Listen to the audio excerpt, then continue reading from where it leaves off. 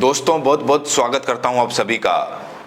बिहार में 6 नवंबर को विधानसभा का चुनाव है। उससे पहले बिहार में जमकर आचार संहिता की धज्जियां उड़ाई जा रही हैं।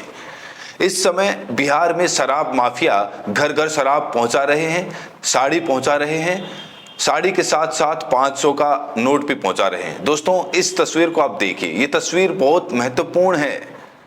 ये तस्वीर बिहार से निकलकर सामने आ रही है, जहां पर आरोप है कि बीजेपी की जो उम्मीदवार हैं वो अब हर घर में 500 रुपए के साथ साड़ी के साथ 500 रुपए का नोट भी दे रहे हैं। लोकतंत्र में अगर कोई वोट खरीद रहा है तो जाहिर तौर पर वो चुनाव आयोग की नजर में अपराधी है। लगातार जो सत्ताधारी पार्टी के लोग हैं चुनाव आयोग की धज्जियां उड़ा रहे हैं। बहुत सारी तस्वीरें आज मैं आपको दिखाने जा रहा हूं दोस्तों, और लोग किस तरीके से इसको लेकर रिएक्ट कर रहे हैं, चुनाव आयोग क्या कर रहा है, सारी बातें आज हम डिटेल में करेंगे। लेकिन सबसे पहले इस तस्वीर को आप देखिए। यहां पर देखिए बीजेपी के एक उम्मीदवार हैं, मोहिउद्दीन नगर विधानसभा सीट है बिहार में, और यहां के प्रत्याशी हैं राजेश कुमार सिंह।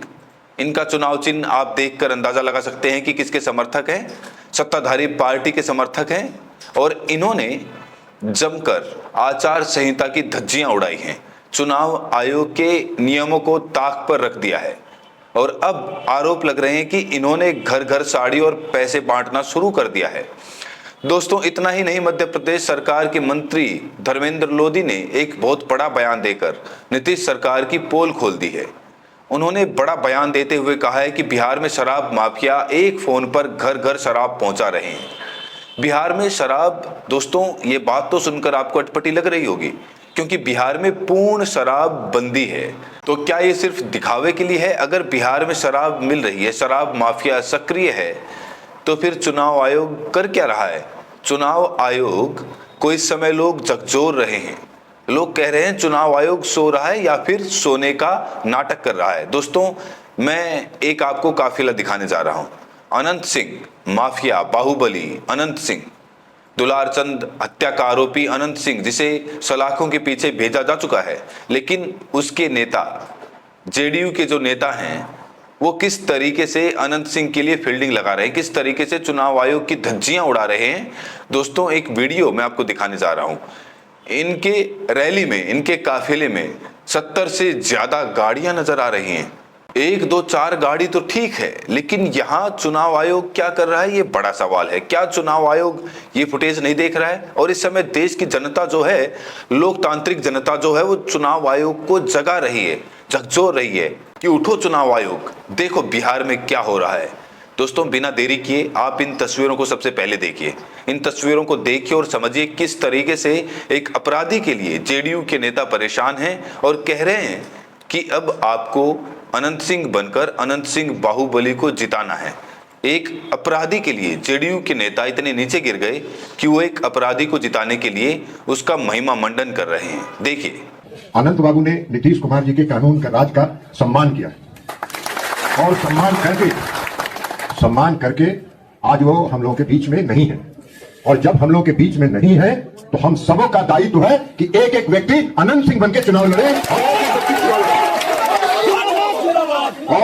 और एक बात जान लीजिए, जब अनंत बाबू यहां थे तो मेरी जिम्मेवारी कम थी।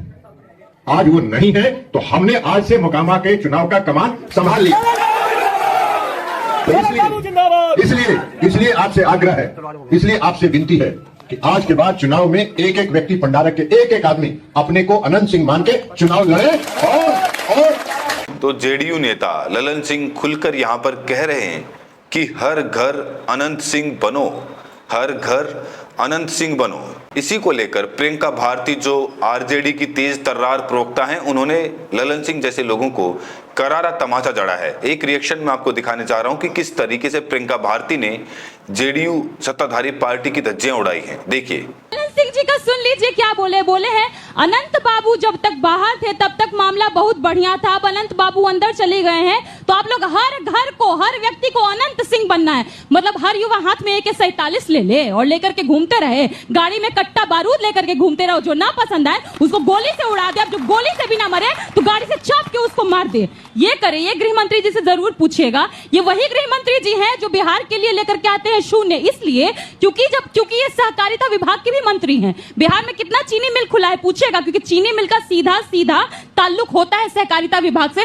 फिर आएंगे, फिर जुमला देंगे, इतना खोलेंगे, करेंगे कुछ नहीं। बात इतनी है कि बिहार बदलाव चाहता है। एक बार भी ना प्रधानमंत्री बोलते हैं, ना गृह मंत्री बोलते हैं, ना राज्य मंत्री बोलते हैं, कोई नहीं बोलता है नौकरी के ऊपर, रोजगार के ऊपर। प्रधानमंत्री के मुंह से सिर्फ आपने एक बार भी अपने बारे में नहीं कहा, आपने सिर्फ बीजेपी पर, एक सेकंड, बीजेपी पर ऐसे लिखा, आप नौकरी की बात कर रहे हैं ना, कैसे दीजिएगा हर परिवार में सरकार? दोस्तों, ललन सिंह सिर्फ हर घर अनंत सिंह पैदा करने की बात नहीं कर रहे हैं। उनका एक विवादित बयान भी इस समय वायरल हो रहा है, जिसमें वो साफ तौर से कहते हुए नजर आ रहे हैं कि जब वोटिंग का दिन आएगा तो विरोधी पार्टी के नेताओं को घर में कैद कर देना है, उन्हें घर में ही कैद कर देना है, घर से बाहर नहीं निकलने देना है। और अगर घर से बाहर निकलते हैं, मिन्नत करते हैं, हाथ पैर जोड़ते हैं, तब उनको निकालना है घर से बाहर और कहना है कि हमारी पार्टी को वोट करो। इस समय इस हद तक जंगल राज है, बिहार में कायम है। वीडियो मैं आपको दिखाने जा रहा हूं, ललन सिंह का वीडियो है, जो केंद्रीय मंत्री हैं, जो JDU के नेता हैं, वो किस तरीके से चुनाव आयोग की धज्जियां उड़ा रहे हैं। दोस्तों, ये देखिए। एक आदमी नेता है तो चुनाव के दिन उनका घर से निकले मत ही हो, उनका घरे में पैक कर दीजिए। आप बहुत अगर हाथ जोड़तो तो कहियो कि तू चला हमनी के साथ अपन वोट गिरावा और आके घर में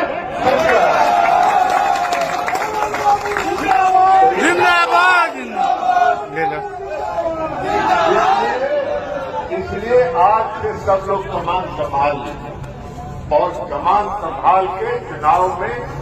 प्रियंका भारती ने इसको लेकर ट्वीट किया है। उन्होंने लिखा कि क्या चुनाव आयोग नींद से जागकर इस महोदय के बाहुबली बोल वाली वीडियो की सत्यता चेक करेंगे और उचित कार्रवाई करेंगे? यहाँ पर चुनाव आयोग को लगातार जगाया जा रहा है, लेकिन फिर दोस्तों वही सवाल है कि चुनाव आयोग सो रहा है या फिर सोने का नाटक कर रहा है।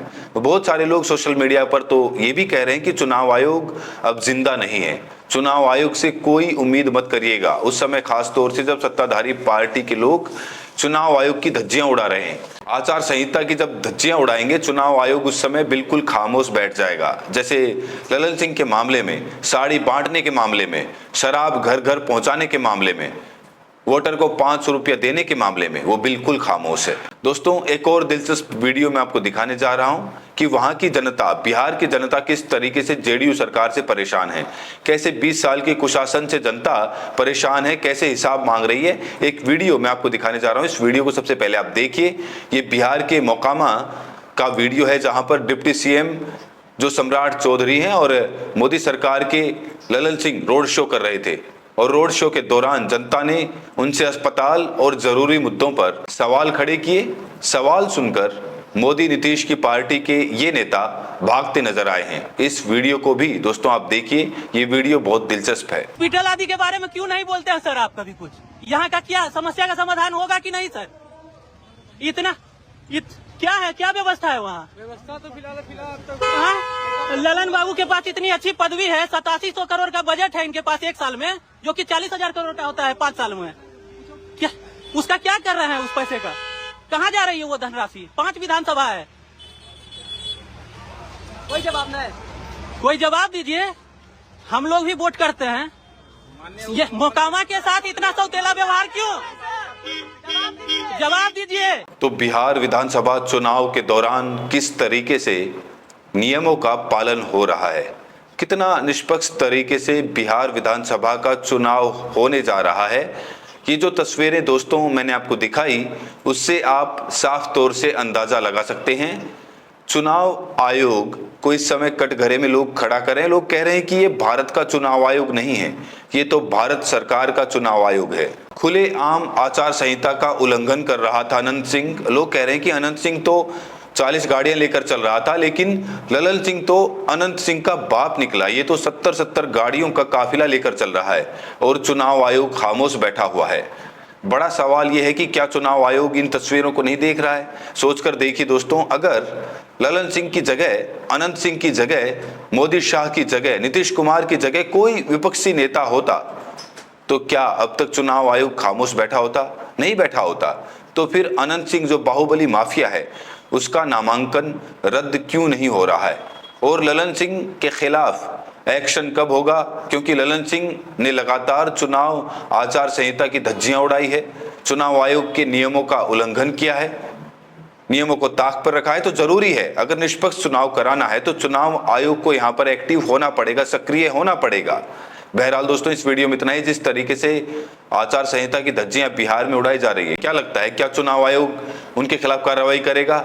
और बिहार विधानसभा चुनाव के निष्पक्ष होने की कितनी उम्मीदें हैं? राय जरूर दें और साथ में ये भी बताएं कि आप ये वीडियो देश के किस कोने से देख रहे हैं। बहुत बहुत शुक्रिया।